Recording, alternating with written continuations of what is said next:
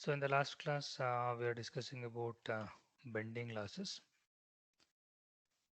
Okay, so we understood that what happens when the fiber is being bent. The angle, okay, the inside, the radius of curvature is going to get changed. So that particular change in the radius of the curvature of the core will lead to the change in the angle of incidence as well as angle of reflection. So when this particular angle of incidence and angle of reflection is changing, so we are going to lose the total internal reflection process. So when we lose the total internal reflection process, we are finally we are losing the signal. So now in order to avoid that one, so carefully we need to handle. Okay, the first thing is what a preliminary suggestion is we must be very careful while installing the particular cable. That's the first thing. Second thing is what if we are using the signal of lesser wavelength, so we are going to, even though the fiber is been bent for some area or some angle, so we are going to get the signal out of it. Okay, that's the two things we need to consider. So these equations and all we have seen in the last class. So we started to discussing about the micro bending. So when I'm talking about the micro bending is a loss due to the small bending or distortions. So this particular small micro bending is not visible. The loss due to this are temperature related and tensile related and crust related. So if the fiber is exposed to the temperature, it will bulge. So and if we stretch the fiber, okay, since it is having it since the name itself is a fiber, so if you stretch the fiber, it will get stretched. So when it is getting stretched, so obviously, so the core radius is going to be lesser. Okay. So and then crush related, knowingly or unknowingly, if you place any weight objects on the fiber, so it will be crushed. So all this causes the micro bending. So this particular the effects of micro bending on multimode fiber can result in increasing attenuation. So to a series of periodic peaks and troughs on the spectral attenuation curve. So these effects can be minimized during the installation and testing process. So in the diagram, you can see that a small bulge area has been indicated. So that particular area is called as what bending. That is called as what micro bending. So I can make a note of it. A few points here.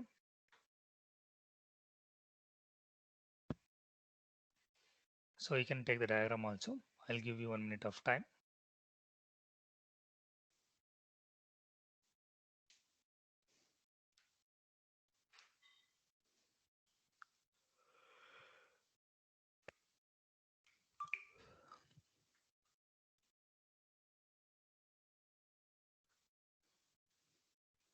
So now after this one, we can go for the macro bending.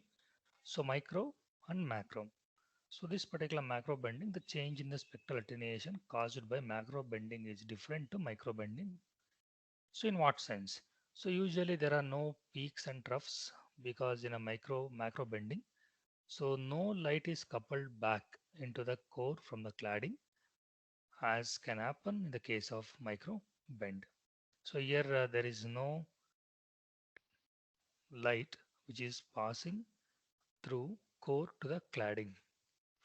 In the micro bending, it may happen, but in macro bending, it is not the case. So in macro bending, losses are caused by large scale bending of the fiber. Large scale bending of the fiber means what? Knowingly, if you are twisting the fiber, these losses are eliminated when the fiber bends are straightened. So these particular macro bends are not just like crush or what tensile related or temperature related. It is purposefully. It is not for deliberately. If someone is doing this one, so this particular losses is happening. So when you make that particular fiber straight, then macro bending losses can be eliminated. So there is no what you call precautions to be taken. So it is just a while maintaining that one, while using that one should not bend the fiber. So in your lab, you have experimented that. I think I don't know whether you have done it or not due to the see one experiment was there in optical fiber communication. In that the fiber was there. So if you just bend the fiber, the light will not pass. If you release the bending, so the light is going to pass. So that particular phenomenon is called as what my macro bending. Okay. So micro bending is that is also maybe temporary, but if that particular crush is permanent, then it will cause a permanent attenuation. So you can see the diagram where you can see that the fiber itself is bent. Okay, so that particular process you can consider. So macro bending losses are caused by large scale bending of the fiber. The losses are eliminated when the bends are straightened. The losses can be minimized but not exceeding the long term bend radii. So you can make a note of it, this particular diagram.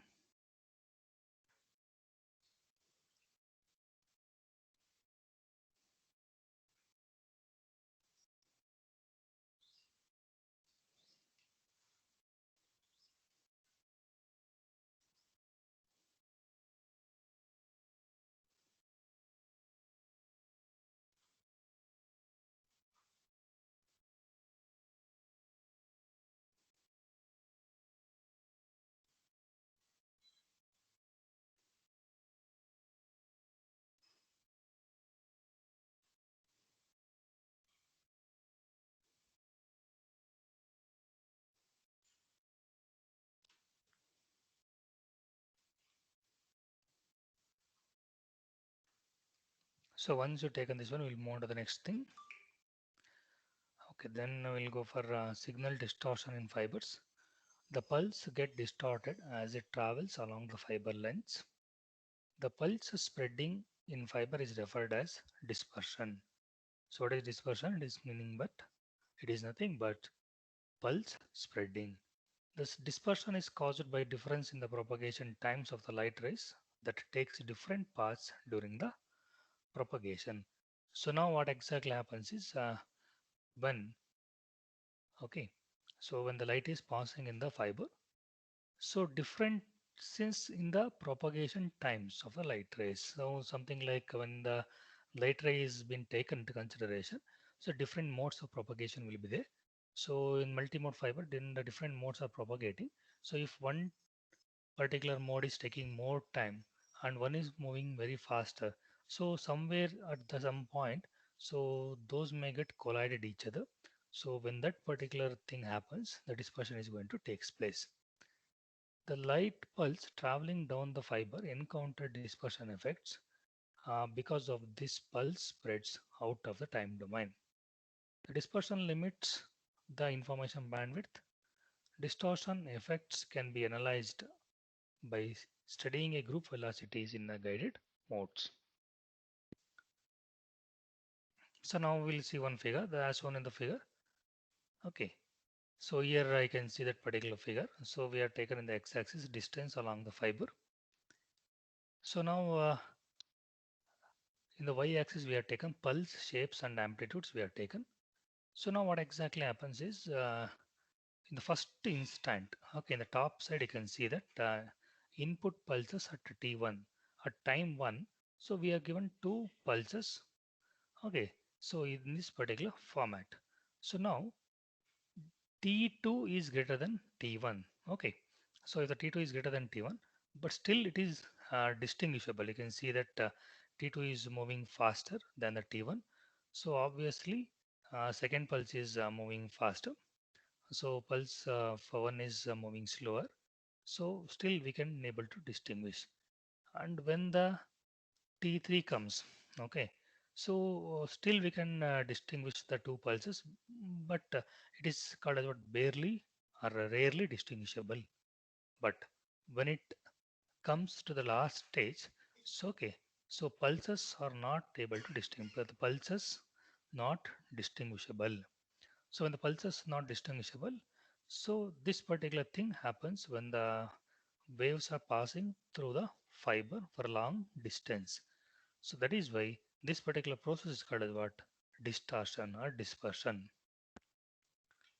So this is same thing is been explained in the slide. As shown in the figure, an optical signal weakens from attenuation mechanisms and broadens due to distortion effects as it travels along the fiber. So eventually these two factors will cause the neighboring pulses to overlap.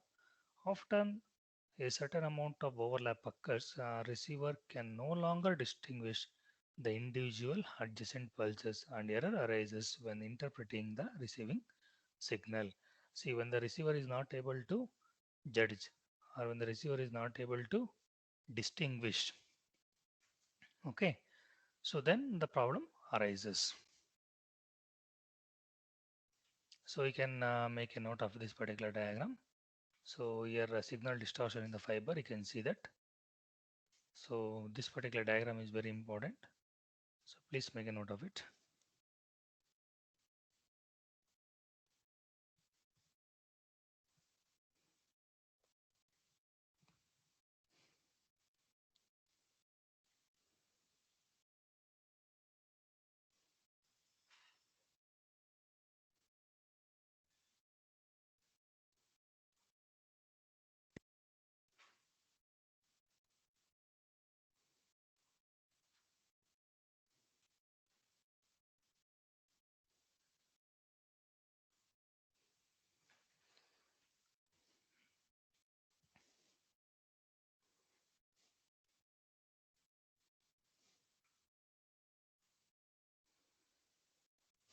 Please make a note of it.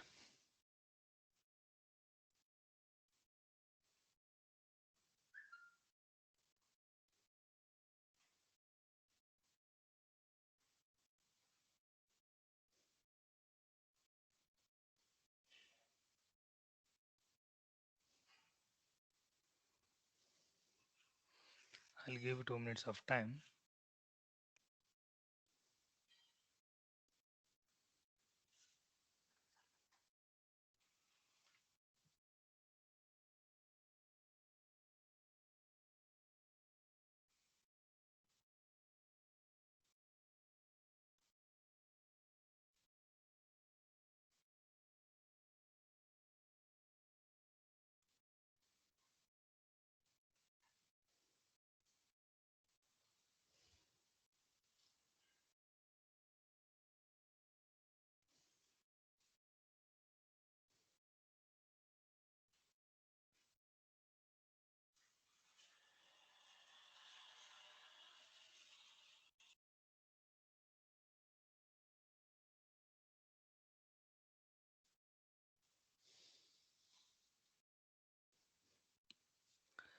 So now once you write this one, we'll move on to the next thing.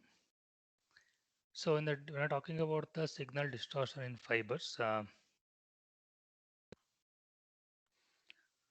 so we will be having the three modes of dispersion. Okay. So your intermodal dispersion, intramodal dispersion, polarization mode dispersion. So your inter means between the two modes. Intramodal means between the same mode. The third one is polarization. So in the when you're talking about the polarization, for example, if the magnetic wave is and magnetic and electric waves are passing, so those are perpendicular to each other. So when these two things are passing at the same time, this is called the polarization mode. So when these two modes are conflict with this, then dispersion is going to happen. That particular process is called as what? Polarization mode dispersion. So these distortion can be explained by examining the behavior of the group velocity of guided modes. So where group velocity is the speed at which in a particular mode travels along the fiber. You can make a note of it. Signal distortion is a consequence of factors such as intermodal, intramodal and polarization mode. So these distortion can be examined by examining the behavior of the group velocities of the guided modes. So where group velocity is the speed at which energy in a particular mode travel along the fiber.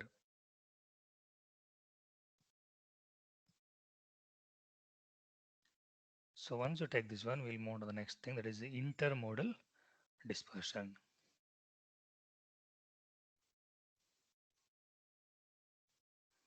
So when we're talking about the intermodal, the first one, the intermodal or simply the modal delay appears only in the multimode fiber. So your modal delay is a result of each mode having a different value of group velocity at a single frequency. So even though you send all the signal at the same frequency, the group velocity of the waves are different. So this particular different value of the group velocity will cause the modal delay. So when modal delay is happening, so dispersion is going to happen. So from this effect, one can derive an intuitive picture of the information carrying capacity of the multimode fiber. This is what exactly happens when you're talking about the intermodal dispersion. Please make a note of it. That is very, very important. Intermodal dispersion or simply the modal dispersion or modal delay appears only in the multimode fibers. So your modal delay is a result of each mode having a different value of the group velocity at a single frequency.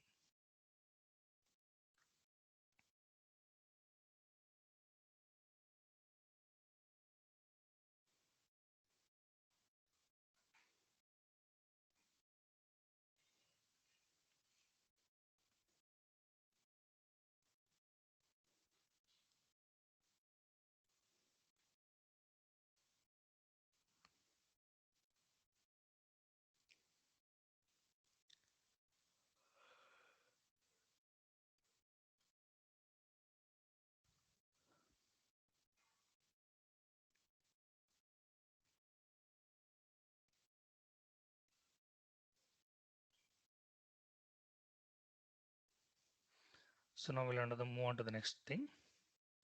So intramodal dispersion or chromatic dispersion we say. So it is a pulse spreading that takes place within a single mode. As I told you, intra means within a single mode or single wave. So it is a pulse spreading that takes place within a single mode. This spreading arises from the finite spectral emission width of an optical source. So this phenomena is also known as group velocity dispersion. Since the dispersion is a result of group velocity being the function of the wavelength. So here because intramodal dispersion depends on the wavelength, its effects on signal distortion increases when spectral width of the light source is increasing. So I can say that intramodal dispersion depends on wavelength.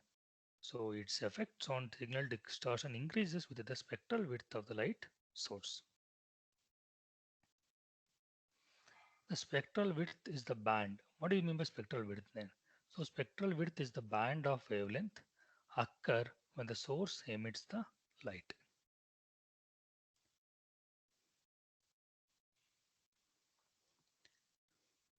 The spectral width is the band of wavelengths over which the source emits the light.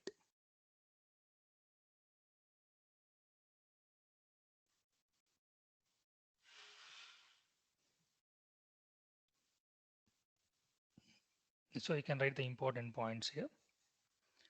The wavelength band normally is characterized by a root mean square of the spectral width. The wavelength band is normally categorized by root mean square of the spectral width.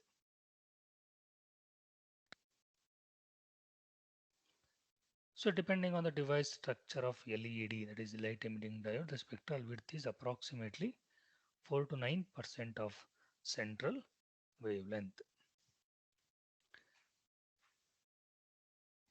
So the main thing what you need to understand in this particular intramodal dispersion is, so it is a pulse spreading takes place within a single mode. The first thing. The second thing is this spreading arises from the finite spectral emission width of an optical source. So this particular phenomena of intramodal dispersion is nothing but the group velocity dispersion also we can say. Okay, next thing what we need to understand is intramodal dispersion depends on the wavelength. Its effect on signal distortion increases with spectral width of the light source. Okay, you can make a note of it.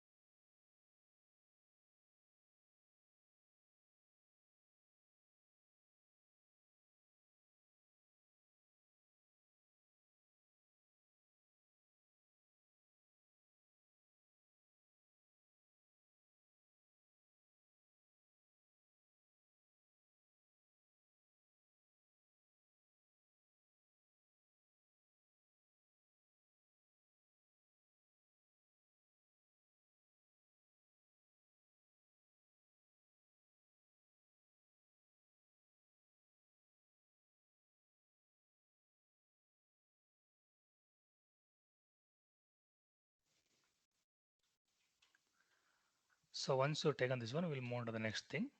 So the two main causes for are causes of intramodal dispersion when I'm talking about. So the first one is what material dispersion. The second one is what waveguide dispersion.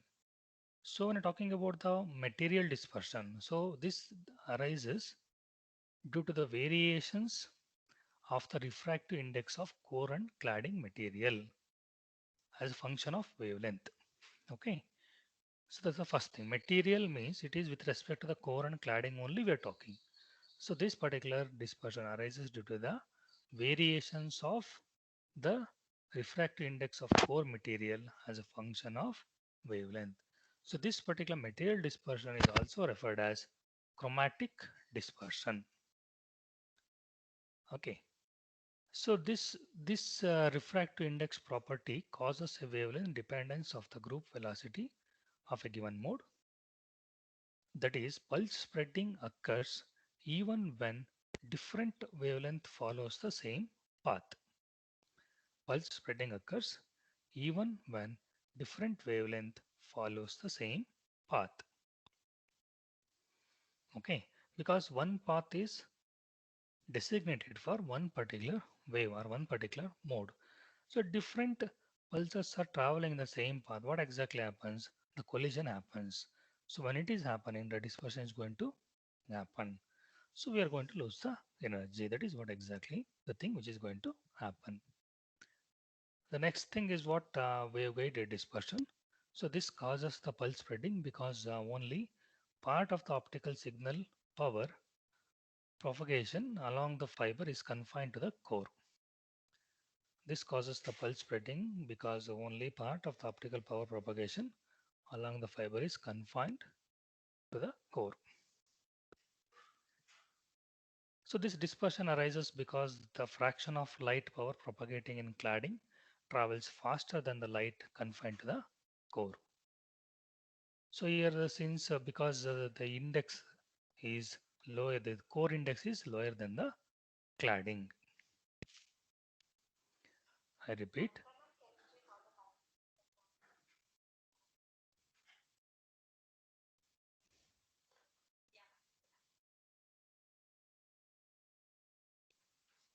Okay.